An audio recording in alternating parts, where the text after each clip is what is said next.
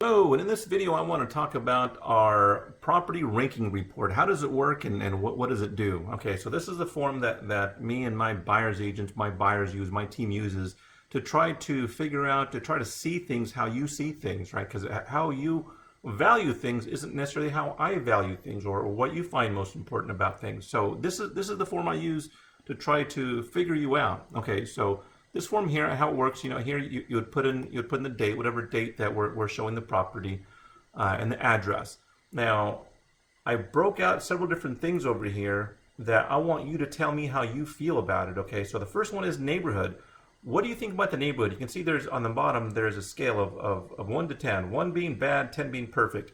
So as you drive through the neighborhood, even before you get out of the car, actually, usually we're standing on the sidewalk. As we're standing on the sidewalk, what do you think about the neighborhood? Don't even look at the house yet. The neighborhood itself. Is it good? Is it bad? Do you love it? Do you hate it?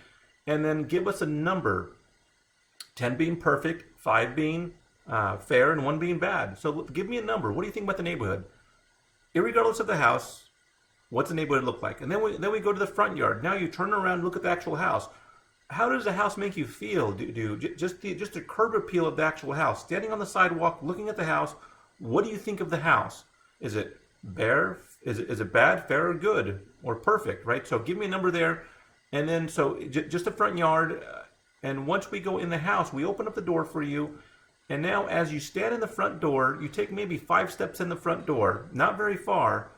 When you first walk in that front door, the entryway, what do you think about that? How does a house make you feel? Even before you move on anywhere else, how does a house make you feel? That entryway is very important, right? Do you love it? Do you hate it?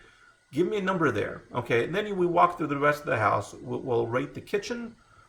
Same thing with the kitchen, the master bedroom, and the bathroom, right? So rate that.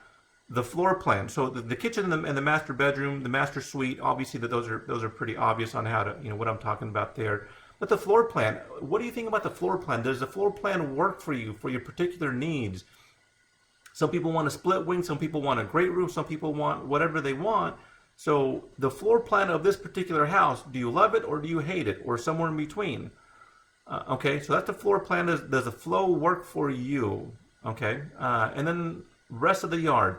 Now, usually before this used to say the backyard, but now some houses have a big side yard, or they have a big, a really big front yard or something. But we already measured the front yard, but now the rest of the yard. Is the rest of the yard practical for you? And this also includes any kind of extended area beyond the ideal. If it's like acreage, does the whole yard work for you or not work for you? Do you like that? Some people want a small yard, easy to maintain. Some people want a big backyard that maybe they can put a pool in, or that they can do other things with. Maybe they want animals on the property or something. Just what does the rest of the yard work for you specifically? I don't care about do you think it's beautiful or not. It's more about, does it work for you? Okay, this isn't beauty. This is practicality. And then these two fields over here are left purposely blank. What's important to you? Some people would write pool. If it has a pool, then they would rate the pool and the spa. Do they love it? Do they hate it? Even the location of the pool, right? So do you like the pool? And then the third one may be, some people really want an office, or they really want a game room, or they really want a mother-in-law suite. So you would put that over here. You'd write those in. And those two spots, actually, we would write them in as your agent. As we walk through the property, we would write them in. And then we would give everything a number to it, and then notes, anything that you find noteworthy, that we can take this down. Because at the end of the day, once we see all these houses, we want to. It's hard to remember which house looked like what. So here we can more easily nail down in a practical, data-driven decision-making process to find you the best house possible without trying to use our memory, right? So this is a great way to do this. This is a tool we use all the time. And then at the bottom, agent who's showing the house, and then buyer 1, 2, 3, and 4. Usually they're just 2 buyers, but sometimes grandma comes along, or a family friend comes along, and we'll include them in this data collection form as well. So if you have any questions, give me a call. I'll be happy to explain more things to you. Oh, and the total score. We'll always want to rate. We'll add up all the scores over here. We'll assign a total value, and that way you can see scientifically, what is the best house for you?